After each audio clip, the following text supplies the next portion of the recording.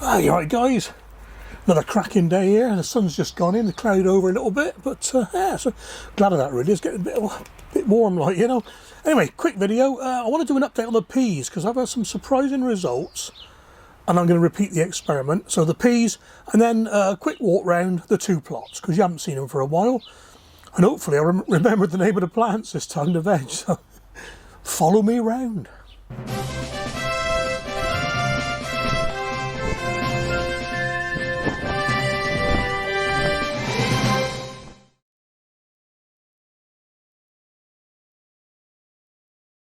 Well, about a week ago I sowed my Kelvin and Wonder in the front tray here. Some were soaked, some were dried, and I tell you what, there's not a bit of difference whatsoever.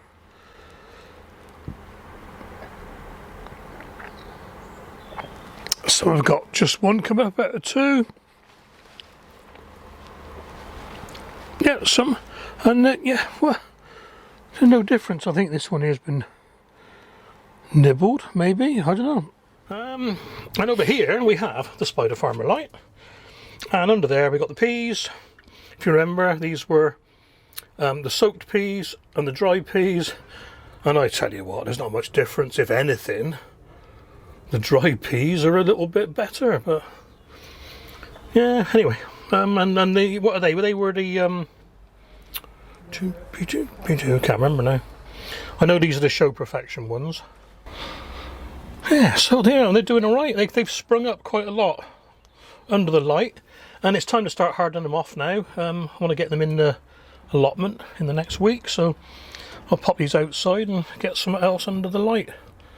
It's a bit of sun coming in here at the moment, because in the morning I get the sun, but it soon goes over the roof of the house and it'll be in the shade in about 2 hours, if that. Alright guys, well, I was a bit surprised with my little experiment with the soaking the peas and not soaking the peas, so I'm going to do it again for my next two lots. And this is the giant pea, you know, the big long one, the Nupla Ultra, supposed to get 8 foot tall. So I've been soaking some overnight, and I'll tell you what,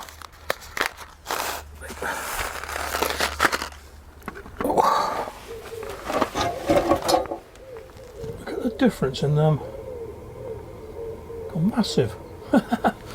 Right, so I'll just label it all up and get, so I don't know how we got. I think I did 30, so it's fine. That's too bad. Right, a bit bright today. Lovely. Got the old factor 30 on the head. You've got a head like this, you've got to look after it.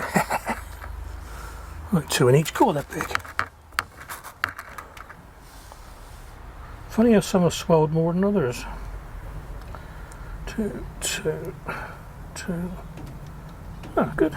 I'll put 3 of them. I reckon I measured these almost exactly.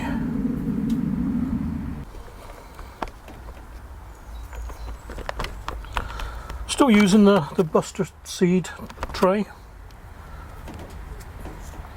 Good, very good. Clever idea. So, same again with the Hearst green shaft, but these are going in one of these container-wise trays.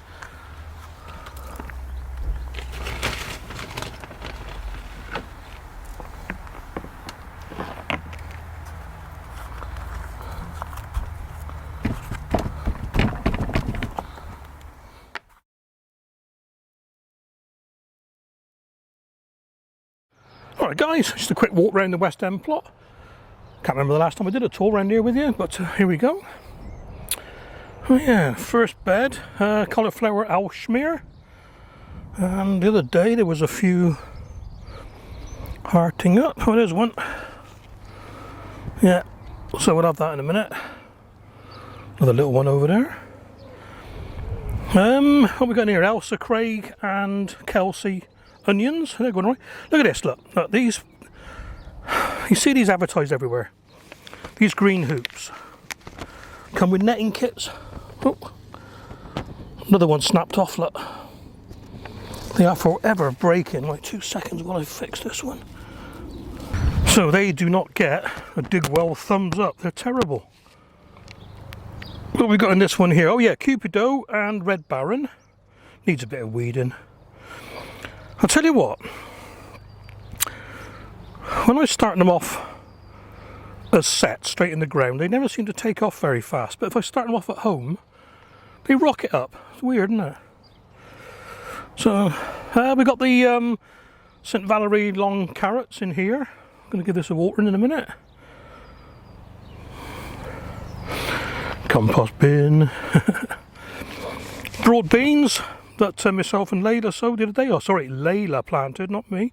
I've just put a couple of nasturtiums in there for companion planting and black fly control. Oh, what we got in here? Leeks. Cairn Gorm. Need a good weeding, but they're going to come out soon anyway. Oh look, another one snapped, look.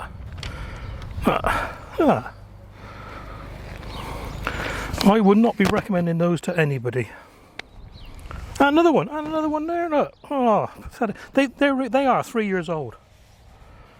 Terrible. Well, I just leave that for now. They're just there to stop the foxes and that bouncing around in there really. They're not for any sort of pest control as such.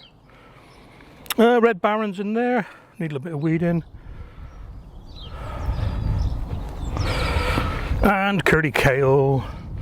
I'm still not convinced with kale myself. Of all the kales, this is the one I could eat, or do eat. But, you know, it's there. I'm probably not going to bother growing any this year. I've got plenty of other things to grow. Started flowering now as well, look. So we're going to pinch them off. Yeah. Right, past tool stores.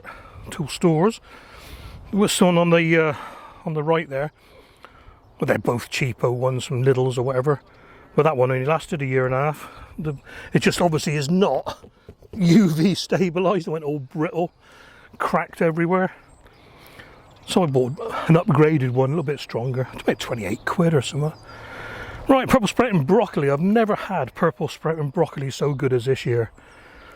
It is really, really pick it, and or it'll go over. Now look at this, look.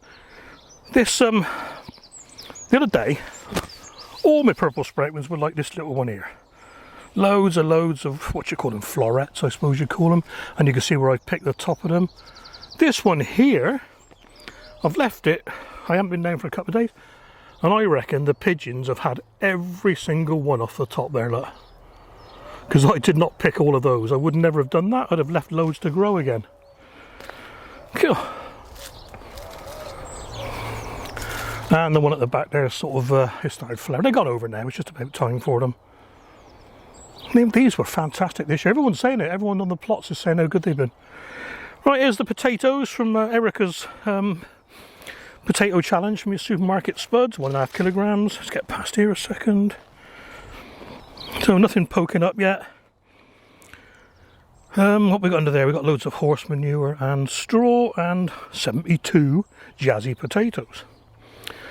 Right, this bed here. Sorry, the rest of this bed is it's going to be squashes. Big things. Got big things on this plot this year.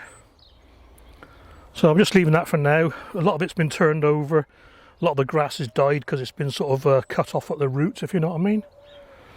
And the same with this one, big things, pumpkins, giant marrows.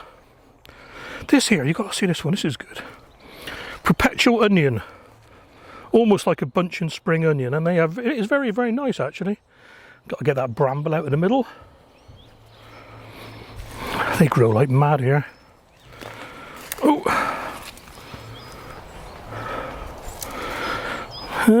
Now, I always get this one mixed up. It's either yarrow. It's yarrow, I'm sure it is. Yeah, very, very good for the insects.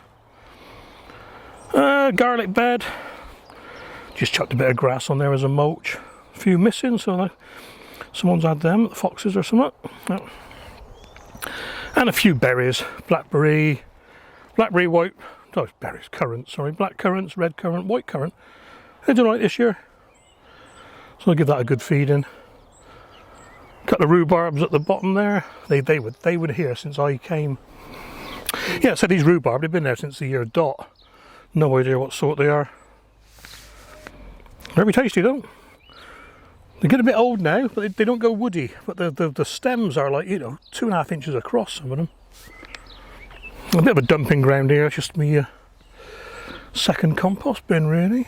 Oh, there we are, look up the plot. Still haven't done much with the top area. I'm just going to do wildflowers up there, right at the very top.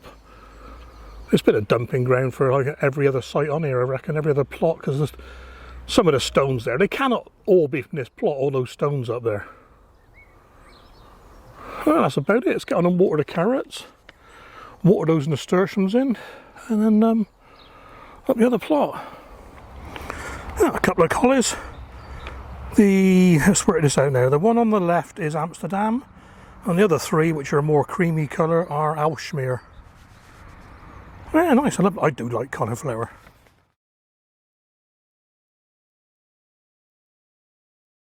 Okay, then up the leaf and ground plot now. Leeks are doing well. These are Armour and Stocky. Stocky being the bigger ones. Next to those we got the peas. Put these in yesterday with the pea sticks. The ones this end are Show Perfection and the far end are Kelvin and Wonder. Potatoes in buckets everywhere, and some of them are just poking up. Yeah. What's that one? That should be Casablanca. Yeah, Casablanca.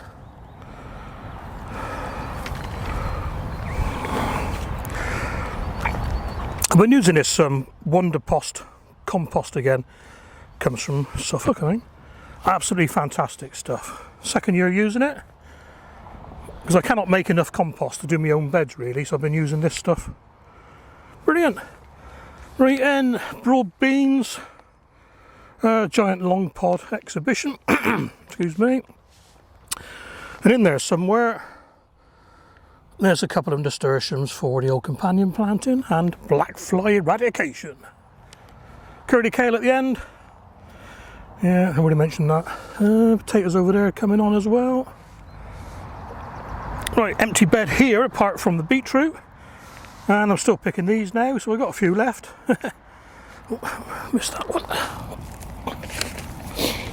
Yeah. There's a few left.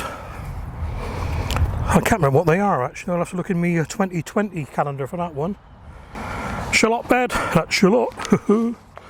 I heard that one today. We got Yellow Moon, then Bistro in the centre, and my own shallots at the far end, which were a mix of Ambition and Hattie de Noir. And you'll see scattered around elephant garlic. So I didn't have enough room to put them all in one bed. Onions. Let's have a look then. These are all Kelsey. These are all Kelsey, I think. Yeah, the whole bed is Kelsey. Potato buckets at the end. And these onions are Snowball nearest me, Electric in the centre, and Radar at the far end. Right, onto the bean poles. Just waiting to be populated. And the climber frame, which will be things like melons, pumpkins, squashes, maybe tomatoes, big nasturtiums, things like that. Loads of things to go in there. And what I've done with these two, I've done like a lasagna bed. So we got normal compost, and we got the Wonderpost, and we got guinea pig sweepings, and then we got Wonderpost on top. And I've been watering it, and it's gradually sort of shrinking a bit, so that'll be ready in a month's time. 3 black currants at the end. These are Titania. Then the compost at the end, a little line of compost, that's Layla's Wildlife Mix. And a rhubarb over there. Pink blossom. I may take some this year. All these straggly bits, that's the remnants from Willie Coleman's, what were they there? The yellow ones anyway. And the gooseberries have made a remarkable comeback. Now, like I said, they were decimated last year. So we'll see how they go. Cauliflower bed. Again, more cauliflowers. What we got? North Fordham nearest me and Mystique furthest away. Can't see anything showing there. And what I've done with this, I've taken the wood away from the sides and extended the bed right down to the dividing line. Another new bed there. Not decided what to put in those yet. Garlic bed. Hardneck on the left, which is gas. Where are we? I can't read my own writing here. Carascone white, then elephant garlic in the centre, and then Tuscany white, soft neck on the right hand side. Like I say, elephant garlic everywhere. Old Harry the Hawkeye, well done mate, doing a good job. Purple sprouting broccoli, again, been picking this like mad this year from up here.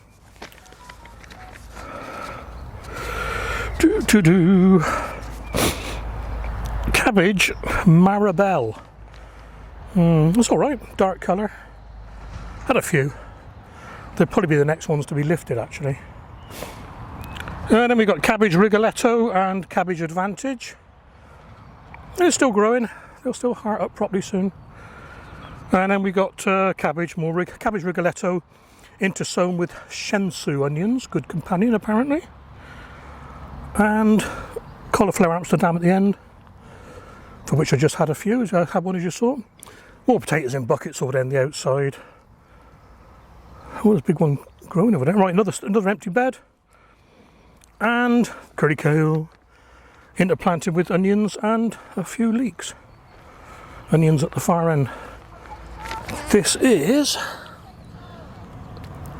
Charlotte. So they're growing. Gonna have to watch these because it's gonna be supposed to be cold again next weekend. So I'll put some more straw back on and cover it this time because it keeps blowing away. Well, that's the walk round. Bit of watering and make a video, I suppose.